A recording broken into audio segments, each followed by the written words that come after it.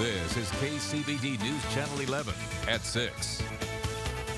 Good evening, and thank you for joining us. The capital murder trial for Hollis Daniels, the 24-year-old who pleaded guilty to shooting and killing a Texas Tech police officer in 2017, continues now for the third day. Today, body camera footage depicting the murder of Officer Floyd East Jr. was shown to the jury as they consider his sentence. KCBD News Channel 11's Shaylee Sanders joins us live from the Lubbock County Courthouse with today's developments. Shaylee? Karen Abner, Officer Floyd East Jr.'s body camera video is so graphic, only few have seen it. That's according to prosecutors in the case. Now, on day one of the trial, the state told the jurors that watching this video was like watching a horror movie. In fact, it was so graphic, those of us sitting in the gallery, reporters, and a lot of Officer East loved ones weren't even allowed to watch it. They brought in large TV screens, faced them away from the gallery, so only the jury, attorneys, Hollis Daniels, the judge, and a few deputies could watch the video. And while I couldn't see what was happening, I could hear it. And I did hear a conversation that took place between Daniels and East inside the Texas Tech Police Department's briefing room.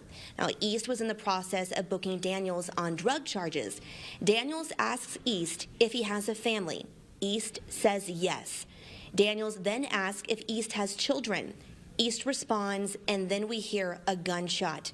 The state paused the video and confirmed Daniels had just shot East in the back of the head and run off with the gun that he snuck into the police department, evidence, and Officer East body camera.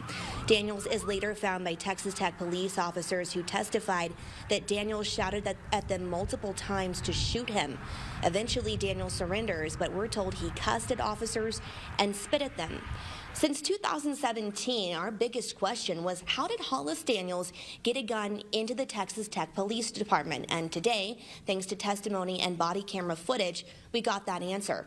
So before Daniels was taken to the Texas Tech Police Department to be booked on those drug charges, officers responded to his dorm for a welfare check.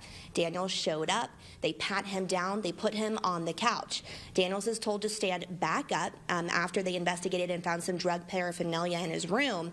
He is being handcuffed by Officer East. Officer East pats him down for a second time and then tells Daniels to sit down on the couch.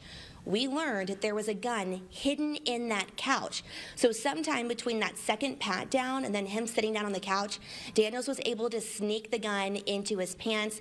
Then we see him ride to the police department. During that ride in Officer East's patrol vehicle, we see him fidgeting with the gun in the back seat and then tuck it into the front of his waistband.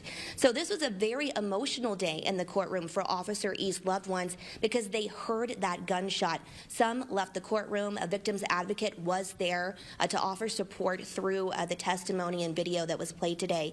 This trial will resume at 9 a.m. tomorrow and will be in the courtroom bringing you the very latest. Karen and Abner.